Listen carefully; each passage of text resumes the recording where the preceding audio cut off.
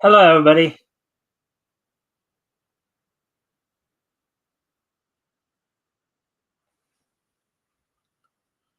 Let's try this again. Hello, everybody.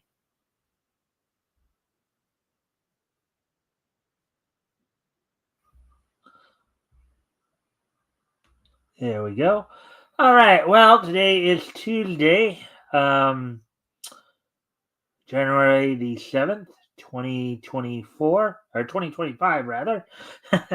Still got to get that in my head that we're into 2025 already. So if you haven't already, of course, you guys can like and share the stream, see if we can get some more friendly people in here to engage. That'd be appreciated. Also, if anything here grabs your attention, feel free to comment and or comment and or ask questions. I'll try to answer the questions to the best of my ability. So we're gonna, of course, give people a chance to come in and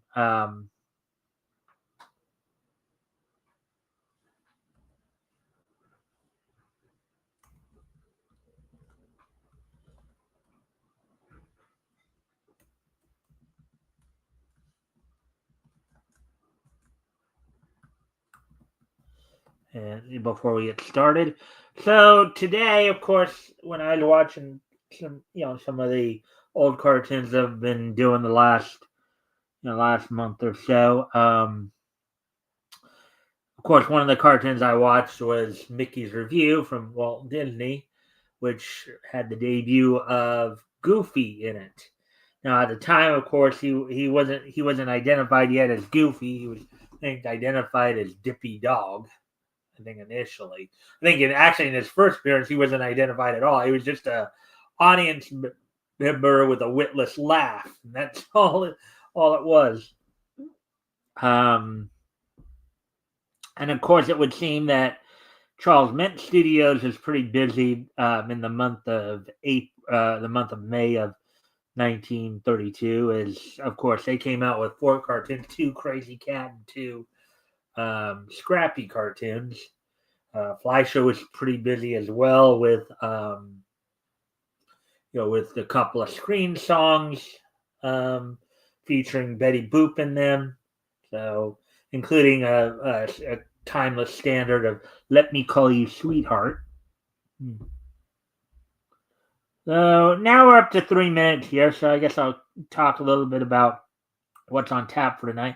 So tonight we're going to go over a couple of articles from Bleeding Fool, one kind of a comic article, one more of a general article. So first off, let me see here. What do we have here for tonight? Uh, so Billy Tucci's going around encouraging indie creators. So we'll see what all that's all about. And then with the number of, and of course we talked about it a bit here too. We were talking about RJ and I were talking about a little bit of it on Sunday here, but now with a lot of art and stuff going into public domain this year,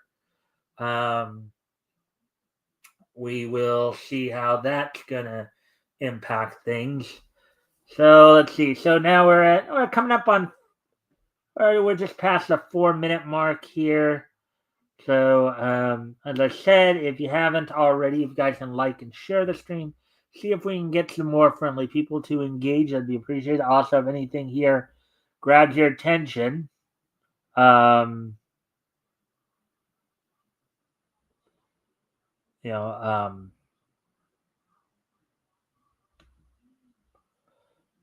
and I'll try to answer the questions to the best of my ability. So, we're just going to go ahead here and let's do this here.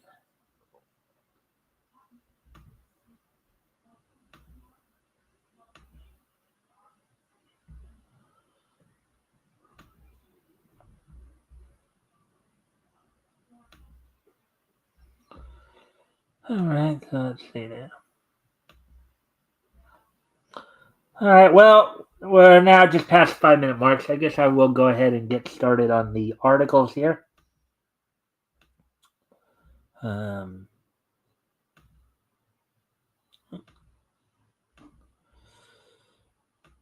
all over the place right now. So, all right, so here we go. Here we go with the first one here.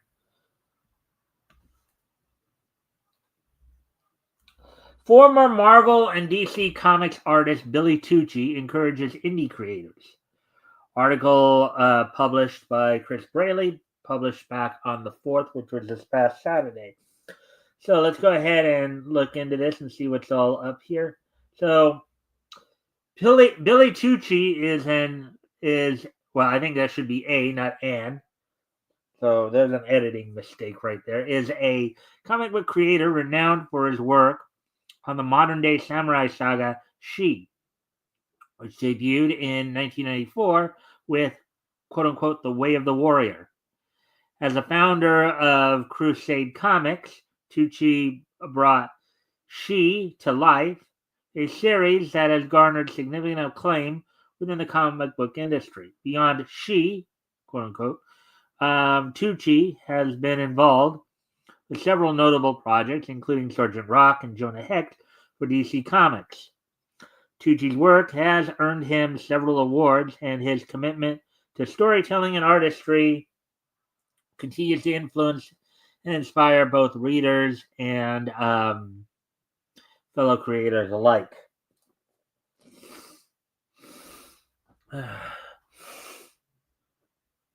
In recent years, Billy has found massive success with crowdfunding his projects before taking them to the direct market, as many comic book creators have, many indie comic creators. Earlier this week, he used his social media to encourage other creators to pursue their creative dreams, along with some advice on how to make it happen. There's the. All right, so.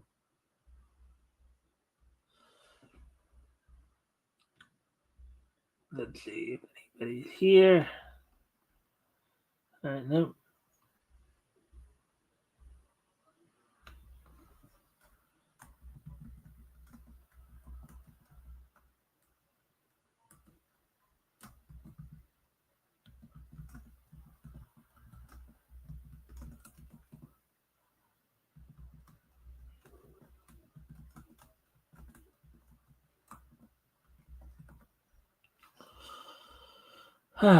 So with that, let's see.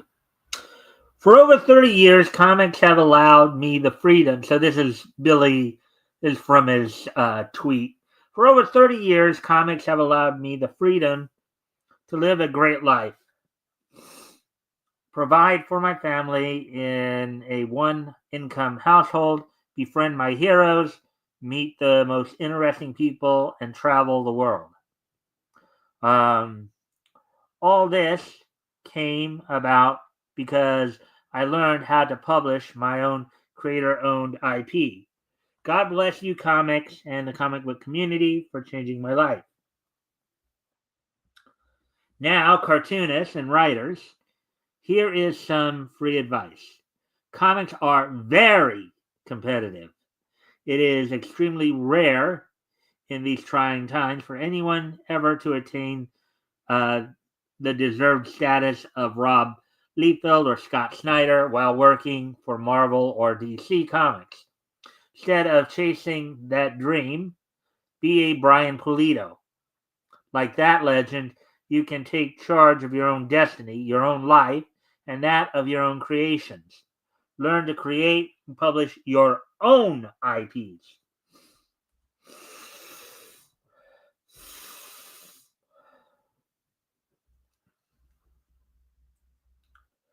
Do not ever waste your talent on corporations who are worth billions of dollars, yet who deem you so insignificant that they issue a heinous, quote unquote, pencils down order to rob you of your livelihood after comic shops closed for a few weeks during a folly that was the COVID pandemic.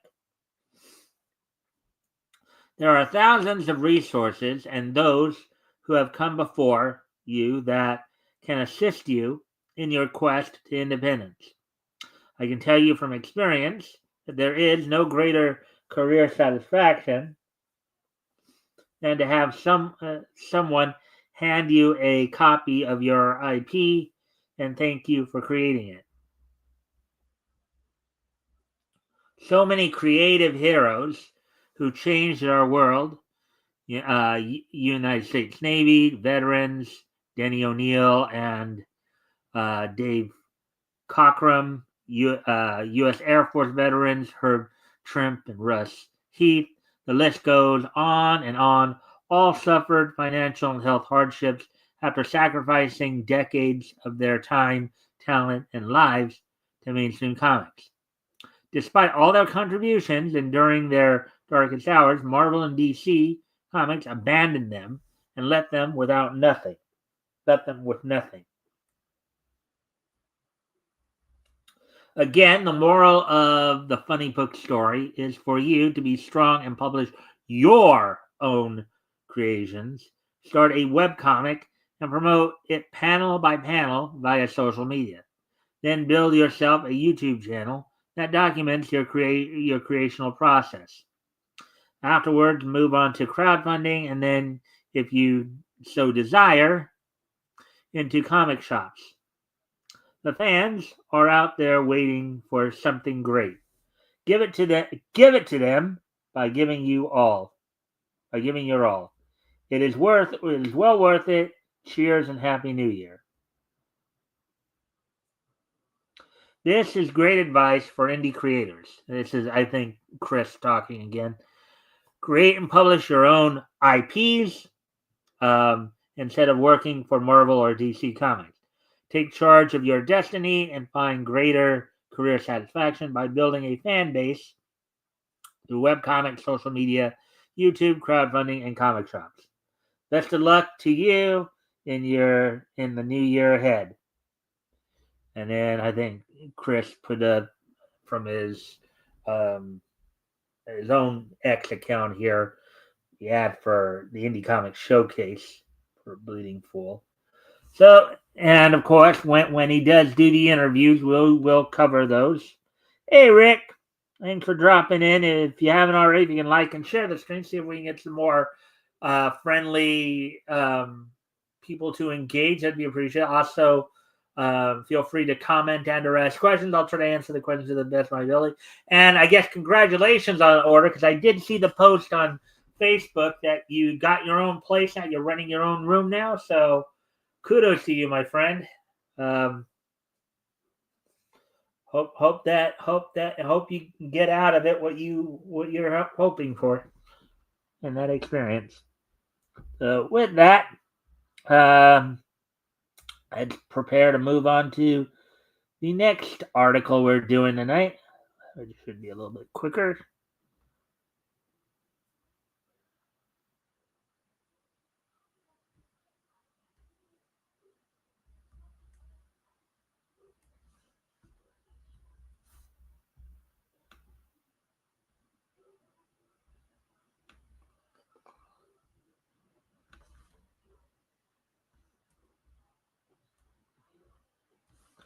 All right, so here we go. Here's the other article we're going to do, which came out yesterday.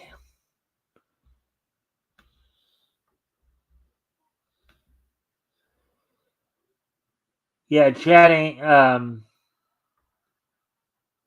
Chatting from it now. Okay. All right.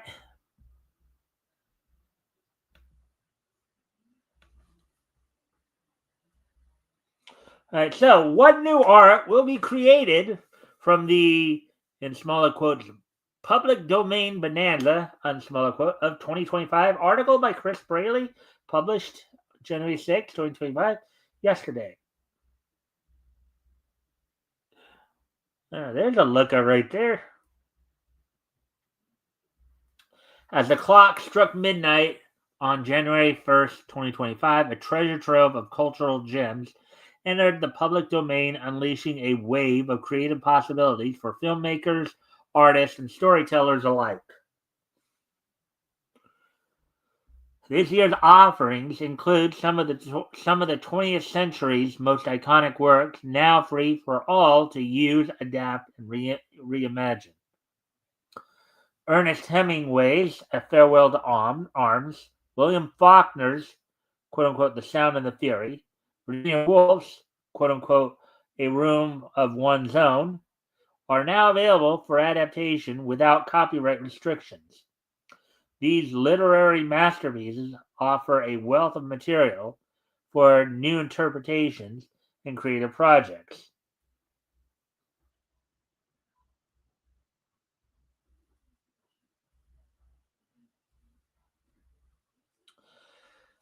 Silver Screen Legends film buffs have plenty to celebrate as well. The first Marx Brothers talkie, um, for those of you who don't know what they mean by talkie, that's the first live film with where people actually talked in it, sound. Alfred Hitchcock's quote unquote blackmail and Disney's inaugural Silly Symphony Skeleton Dance quote unquote cartoon have all entered the public domain. These pioneering works of cinema are now open for sampling, remaking, and reinventing in countless ways. Music lovers can now freely use the compositions of timeless classics like quote unquote Singing in the Rain, quote unquote Ain't Misbehavin', and George Gershwin's quote An American in Paris, unquote, while the original recordings remain protected. The melodies and lyrics are now available for new performances and adaptations.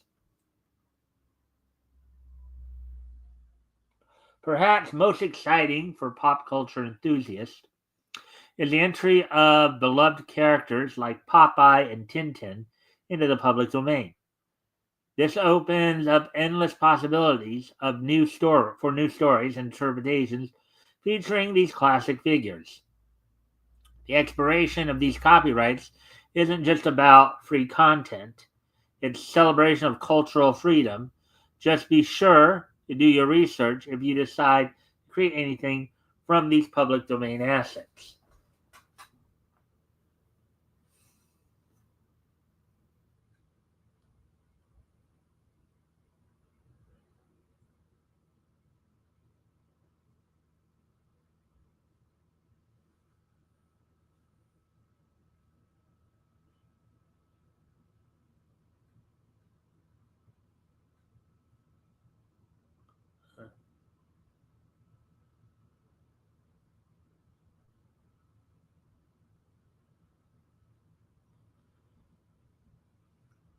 So these works shaped the 20th century, and now they belong to everyone.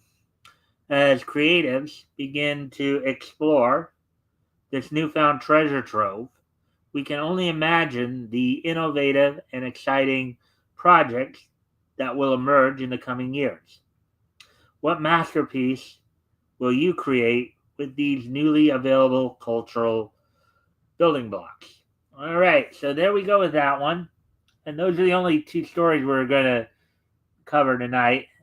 Of course, I ran over an hour, like hour 20 couple of nights there. So trying to balance everything out here. So now we're at the 19-minute mark. So I'm actually going to move right into actually maybe I can maybe I should try to see if I can find another article here. So let me just unshare this. I think I will because 19 that's still a little bit sooner, but as long as we don't grab an article that's like too super long, that should be okay.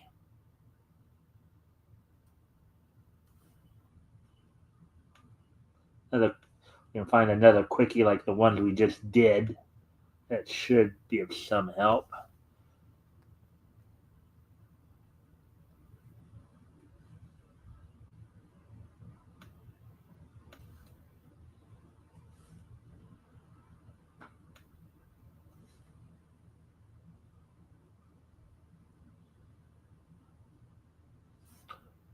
So, anyways, and again, as always, if you guys haven't already, you guys can like and share the stream, see if we can get some more friendly people in here to engage. That'd be appreciated. Also, if anything here grabs your attention, feel free to comment and or ask questions. I'll try to answer the questions the best of my ability. So, as I'm looking for stuff here.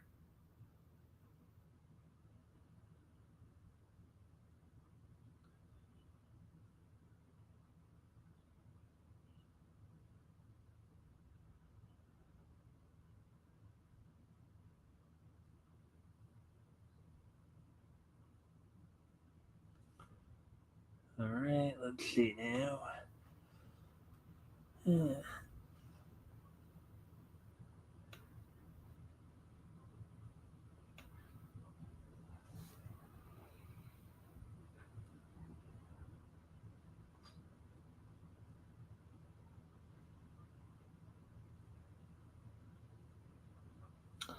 We actually have a couple of interesting articles from Me TV Tunes.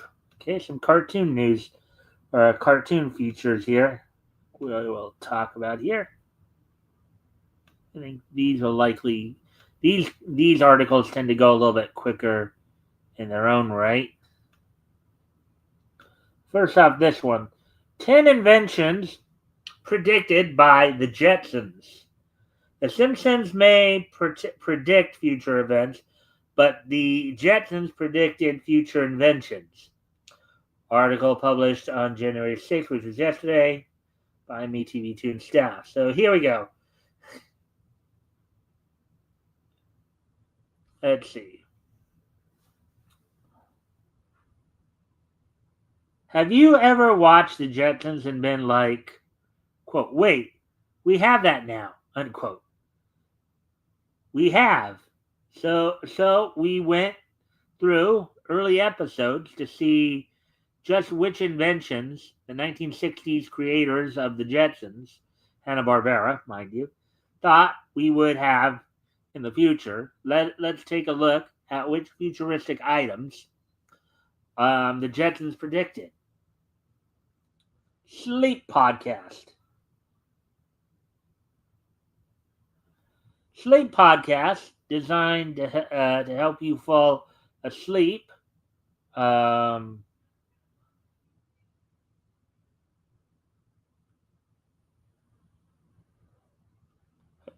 they're usually softly spoken stories or gentle music to lull you into deep slumber. Well, in the Jetsons, those sleepy stories are stored in what they the uh, called the Dreamomatic.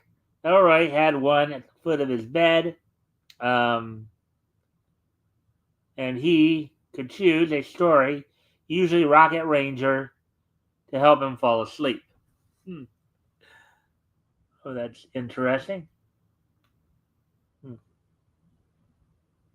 Let's see. Let's see what else the Jetsons predicted. Walking pads. Walking pads, like the one Astro uses, are very popular right now, um, especially for remote workers or just um, for people who want to get more steps indoors.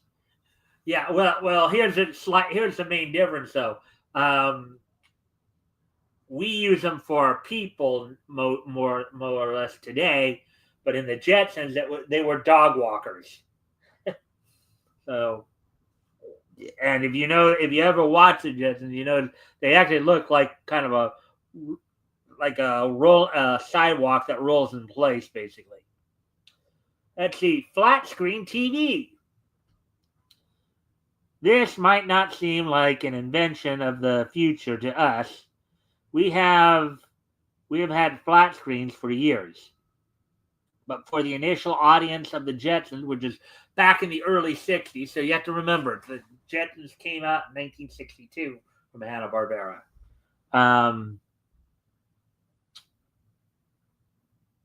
Most televisions were large and bulky, so the Jetsons family watching flat screens likely felt very futuristic at that time. Robot vacuums. Roombas and their fellow robot vacuums look a lot like Jane Jetson's vacuum here. Um, like us, she presses a button, and the vacuum takes off vacuuming the entire house. Yeah, well, some of the ones we have though don't even have the little head up. They just have a little. I've seen some of them where it's just basically just a rolling disc, basically. Let's see. I think some people use them for their dogs too. Okay, well, maybe the walking pads. I guess you're talking about. Huh. Smartwatches. Oh yeah, and they got the crossover here going on with from an episode where Elroy's in school and he's watching TV on his wristwatch, and he's watching an episode of the Flintstones. Oh, actually, it wasn't Elroy. It was Elroy's classmate gets in trouble at school because he keeps watching the Flintstones on the smartwatch. It even looks like the Apple Watch. Smart alarm clocks. Number 6 here.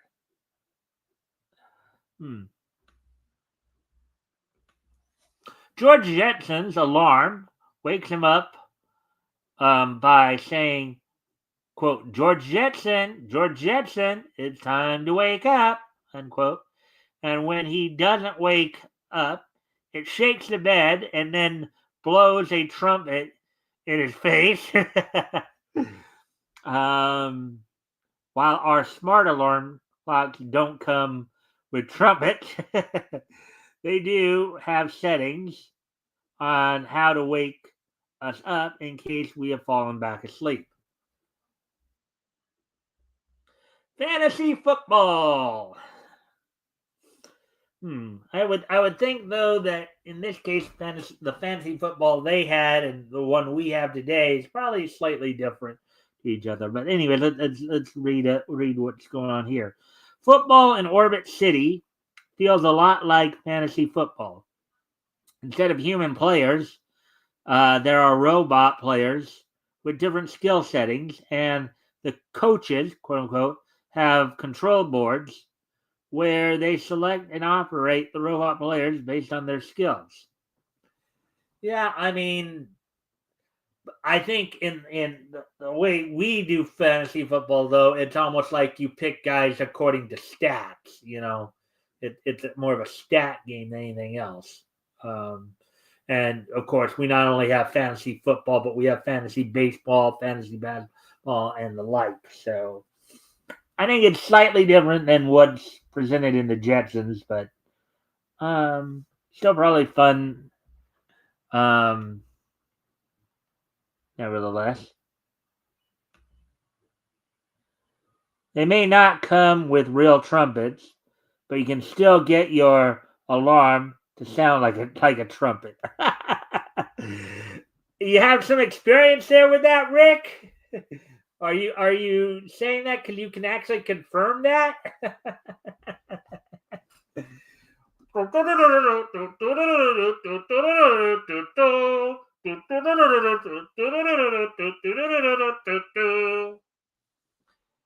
Yep. Some fun stuff there. Let's see now. Let's move on to, of course, the next. So video calls. This is the most frequent of the Jetson inventions. They have video calls that operate exactly like FaceTime or Zoom. The only difference is they have video phones that come out of the walls and find you wherever you are in the house. Whereas smartphone world is a little more portable. Right. would you have? We have the smartphones that are are cell phones that are just with us, while um, they actually had it come out of the walls of like a drawer or something like that. Um,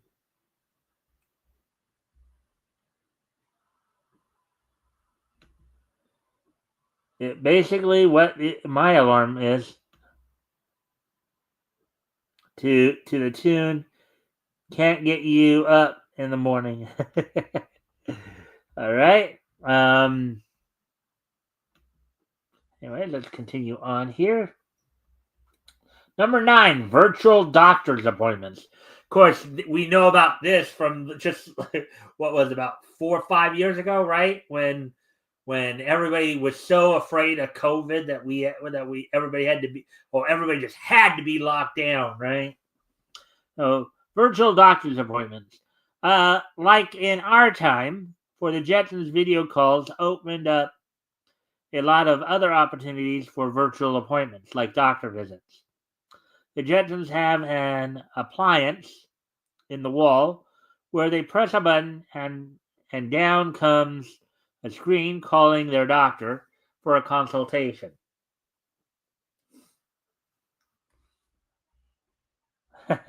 And you look at Elroy right there. He's trying to get out of going to school, and look at his face right there. He's like trying to. It's like, Fooey, you just ruined me getting out of school, doctor. Thanks a lot. And 10, virtual court. Although less frequent now than during the pandemic, virtual court is an option for many legal cases today. George Jetson goes to virtual court almost every time he gets pulled over, and he always gets the fine.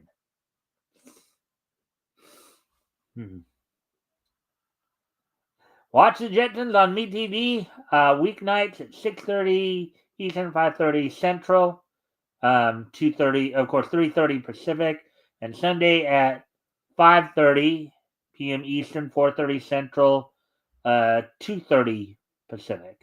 So, anyways, there we go with that one. Now I think we have one more. I guess we have enough time, maybe 33 minutes. I think we have time to get the other article that was in here. 10 things you didn't know about Magilla Gorilla. The ape loves bananas. Bananas.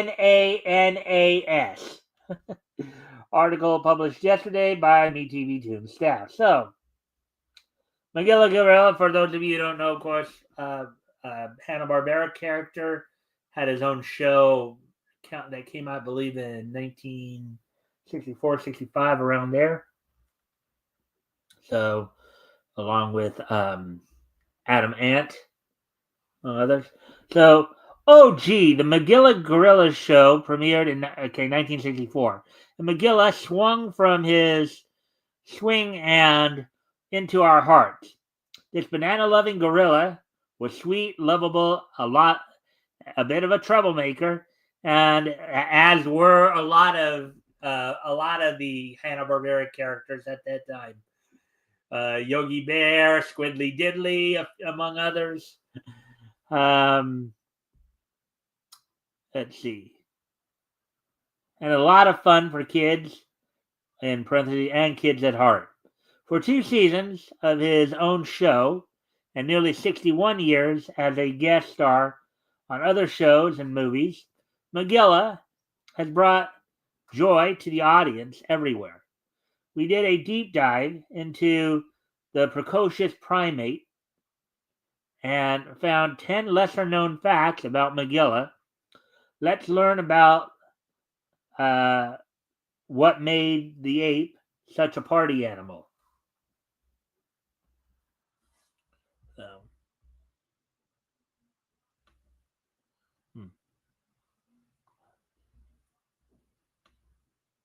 Alan Melvin, voice of Magilla Gorilla, also played Sam the Butcher.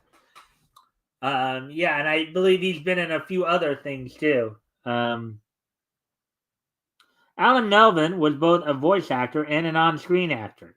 After voicing Magilla, he went on to play Alice's boyfriend on The Brady Bunch. He also played Trooper on the Banana Split Adventure Hour.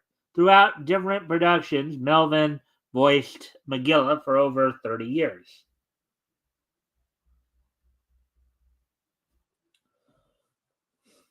Magilla has a BA. When they were announcing the show to the press, Hanna-Barbera provided a biography for Magilla, which included that he received a BA from UCLA. The BA stands for Banana Arts instead of Bachelor of Arts. Well, I guess better to have a BA than BO, right? uh, Anyway, we continue on here. Magilla is originally from Africa. According to that same biography, Magilla was born in, quote, the small banana mining town of Simeon Springs, Africa, unquote. Quote unquote, Magilla Gorilla premiered in a children's hospital. This is very sweet. One of the networks that first aired the Magilla Gorilla show held a premiere at the San Pablo Brookside Hospital Children's Ward. According to the Times Herald, quote, the youngsters thought it was fun, unquote. Now that's something, right? Kids are in a hospital. They're having to deal with a lot of stuff, and then they decide, to try to make their day to premiere a cartoon there. Now that sounds pretty cool. Let's see now. Let's see. Magilla Gorilla was one of the first cartoons that came with a toy line. Wow, now that no. Ideal Toys paid $30 million to sponsor the Magilla Gorilla show. In return, they produced plush toys that were available right when the show came out. The original intro said, quote, he's really ideal, unquote, and showed Magilla blowing up a balloon with the Ideal Toys logo and included an ad spot at the end of the intro. After the initial success, Ideal Toys expanded the line to include hand puppets and board games.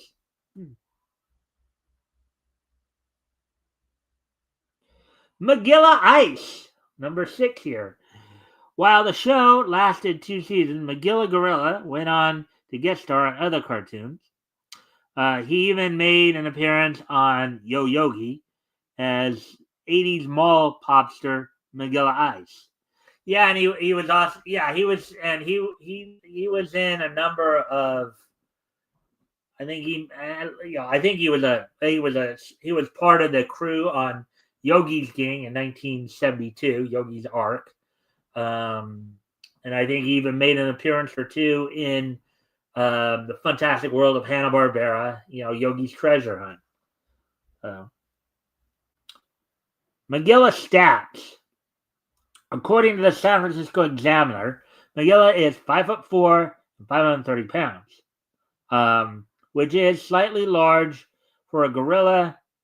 Specifically, Magilla is a Western gorilla, which tend to weigh around 370. So, wow, basically just over 150 pounds more than would be considered usual for that type of gorilla. Let's see.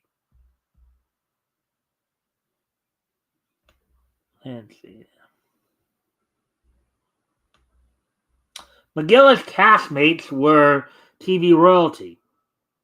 Magilla wasn't the only one on the show with a famous voice actor. OG was voiced by Jean Vanderpil. OG was the little girl there you see on the left there. also known as Wilma Flintstone, who we've talked about, as well as Rosie the Robot from the Jetsons. Mr. Peebles was voiced by Howard Morris, who is most well known for playing Ernest T. Bass on the Andy Griffin Show, as well, of course, as providing the voice for Adam Ant at the Adam Ant Show as well. I think he even had a few voices he did for the Groovy Ghoulies in the early 70s as well.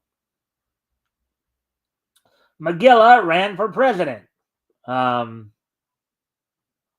1964, Hanna-Barbera launched a lighthearted fictional presidential campaign alongside the real one. McGilla ran against Yogi Bear and Top Cat. Ran against Yogi Bear, and Top Cat was his campaign manager. So it looked so from the looks of it, at least it looked like he had Top Cat and some of his cast of characters and guest starring in the show. The fictional campaign was seen as a fun way to teach children about the democratic process, and it was an opportunity to promote the new McGilla Gorilla Show and the Yogi Bear feature film, Hey There, It's Yogi Bear. Campaign songs were equally entertaining. You can listen to them here. Number 10, McGilla's name inspiration. Obviously, as with many cartoon characters, they always try to use some alliteration there. So, McGilla's name was inspired by the Yiddish word Megillah, which means a long, tedious account or a story written in a scroll. In the first episode, quote, big game, unquote, McGilla says, quote, such a Megillah over a gorilla. And there we go with that one. So, alrighty then.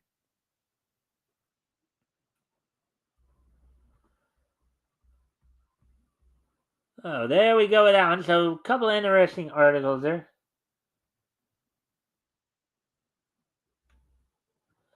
That little girl looks like, oh, it's kind of funny you say that because I believe that at least back in the 60s there, aside from Wilma Flintstone, I think Gene Vanderbilt may have also voiced Pebbles in that too, Rick, I believe.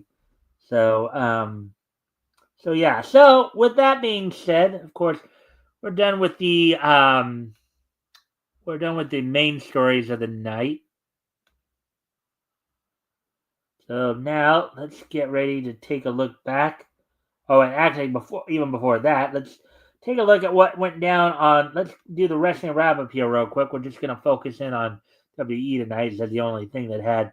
Now, of course, as everybody knows, or for most wrestling fans know, WWE debuted on Netflix last night, and to some mixed reviews. Of course, the show started off with Roman Reigns defeating Solo Sikoa in the Tribal Combat match, in which The Rock came out and did a face turn and put the Ula Fala on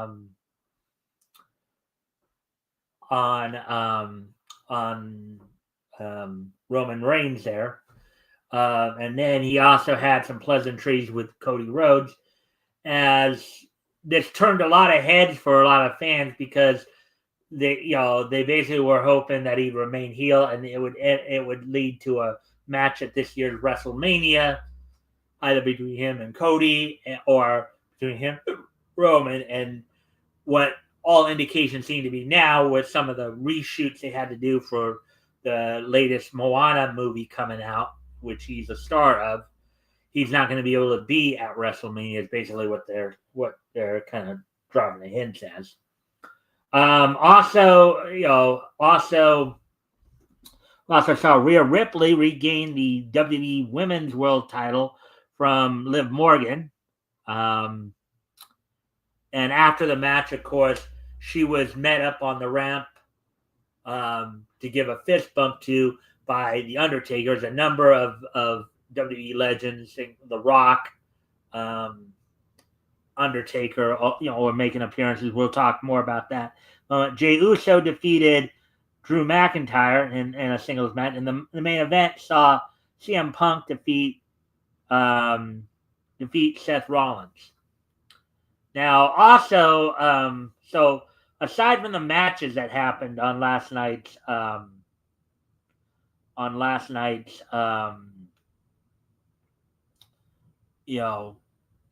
Netflix debut, a number of legends made guest appearances either in the audience or doing. So you had in the audience, you had Nikki Bella, you had Michelle McCool, you had even Sean Waltman, X-Pac, and then you also had John Cena come out to officially start his retirement tour, to give a promo, and then you had Hulk Hogan come out to a very, very bad reception. Now, I know some commentators are saying it's because maybe he wasn't the greatest behind the scene guy in terms of always doing power plays, but I think a lot, considering that the Raw Netflix debut was held in Los Angeles, California, very blue city in a very blue state, and we all know that Hogan, for those of you who don't know, Hogan, not only did he, basically endorse and support Donald Trump for president, but he also had some choice words for Vice President Kamala Harris, which did not go over well.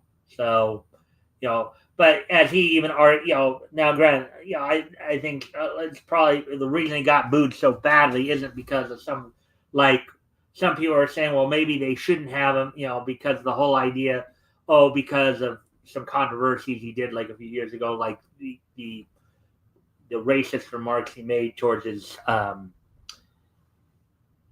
Hey Rex, thanks for dropping in. Hope you do catch some of the show here as we're getting ready to wrap up here. So I was just talking about like Hogan and Jimmy Hart's appearance on last night's Monday Night Raw, how he got booed out of the building. Some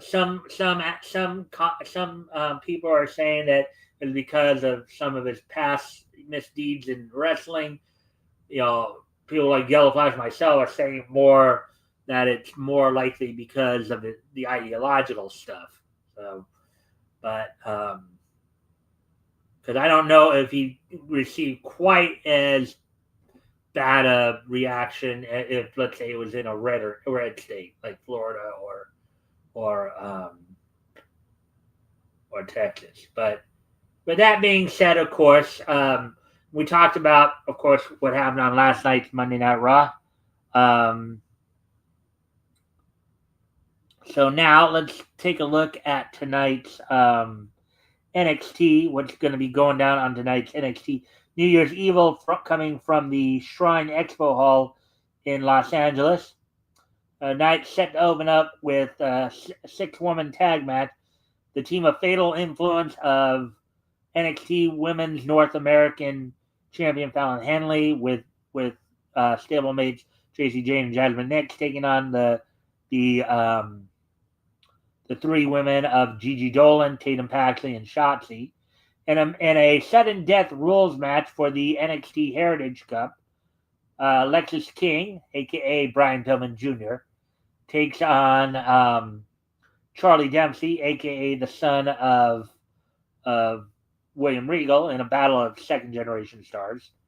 In a number 1 contendership fatal 4-way match for the Women's North American title that was set up on last week's NXT, you have Stephanie Bakur taking on Cora Jade. They'll be taking on Lola Vice, and they'll all be taking on Kalani Jordan. In a match for the NXT Women's title, Roxanne Perez defends the NXT Women's title against Julia. And in a triple threat match for the NXT title, Trick Williams will be defending against Eddie Thorpe and Obafemi in the match. Now, initially, it was supposed to be Trick Williams versus Obafemi in a one-on-one match, but then after Eddie Thorpe, started getting involved, they decided to make it a triple threat match. I have my own theories as to this. Now, initially, when it was a one-on-one match between Williams and Femi, it was believed that whoever the winner was would be the NXT champion. The loser would get would basically get called up to the main roster. Now, what I believe the reason they added Eddie Thorpe here is so that neither of the two top prospects there, Femi or Williams, has to take the fall in the match. I think Eddie Thorpe is going to be the one taking the fall in this match. And it's going to be the case where the person who gets a pinfall will stay in NXT and remain and be the champion, and the one who doesn't get the fall, who doesn't score the pinfall, will move up, with not having to be pinned on his last NXT show will carry some momentum into being promoted to. That's just my theory. That's the way they usually work these things. If you know anything about the professional wrestling scene, that's usually how they might work that particular thing. Also, The Rock is set to make an appearance on NXT tonight as well, so that's something else to look forward to. Of course, it will be on the CW. The commentary will be done by Booker T and Vic Joseph for tonight. So, but with that, now let's go ahead and get ready to move on to this day in each history. As today is Tuesday, January 7th, 2024. Let's take a look back at this day in each history. History! So 2010, 1950, 1955, and 2009. All right. So with all that being said, we're going to first head back 75 years ago. And on this date, 75 years ago today,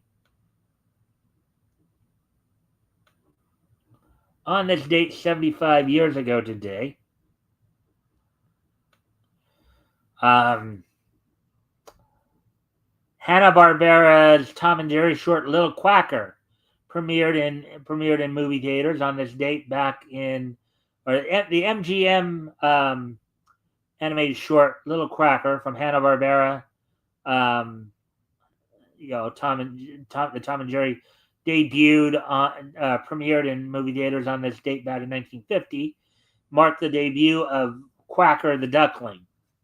So on this date in 1950, 75 years ago today, the MGM Hanna-Barbera Tom and Jerry short Little Quacker premiered in movie theaters on this date back in 1950.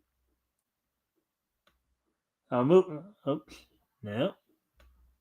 Why you did that, I don't know. But anyways, now moving ahead to 1955, 70 years ago today. On this date, 70 years ago today, the upstate territory of the National Wrestling Alliance held a show at the St. John's Social Hall in Grand, Pennsylvania. Opening match saw Sandor Kovac defeat Johnny Molinda. In a best 2 out of 3 falls, Chief Sunni Warcloud defeated Tony Verdi. And in a best 2 out of 3 falls match for the upstate version of the NWA World Tag Team Championships, Sammy Berg and Sky High Lee defeated champions Reggie Lazowski, who came to be known as Crusher later on, and Art Nelson. 2 falls to 1, but because there was a DQ in there, the title did not change hands. So on this date, 70 years ago today, New York Upstate held a card in the St. John Social Hall Grand or in Girard, Pennsylvania. That's on the main event. Saw Reggie Lazowski and Art Nielsen actually defend the upstate version of the NWA World Tag Team titles, losing 2-1 via DQ to Sammy Berg and Sky Ali. Now, the reason I say the upstate version is because at this point in time, there was no singular NWA World Tag Team Championships. A number of territories had their own claim to the World Tag Team titles, and of course, the wrestlers would defend that title in that territory. The only titles that were recognized by the NWA board as national titles were the NWA World title, the NWA World Junior Heavyweight title, and the NWA World Women's title and the NWA World Women's title. Those are the only 4 titles where they were recognized in all the, across the NWA territories. So, anyways, moving on to the next piece in each history as we move ahead to 2009. That would be, of course, 16 years ago today. On this date, 16 years ago today, as soon as I find it.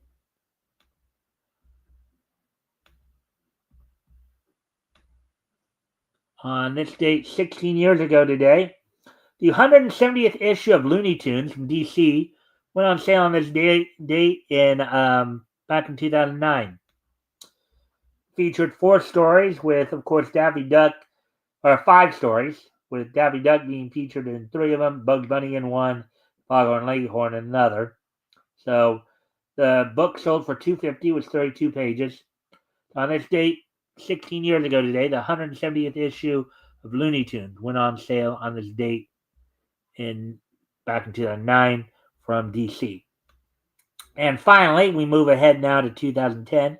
As on this date in 2010,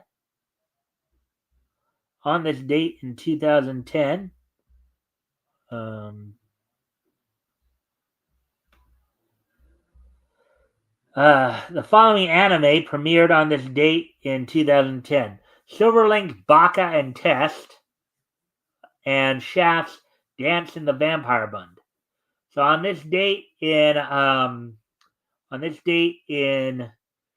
2010, 15 years ago today, Silverlink's Baka and Test and Shaft's Dance in the Vampire Bund both premiered on this date in 2010. So with that, I thank everybody for being here tonight. I hope everybody enjoyed the show. Actually, again, went a little longer than I had hoped, but we'll be back here with more niche news tomorrow.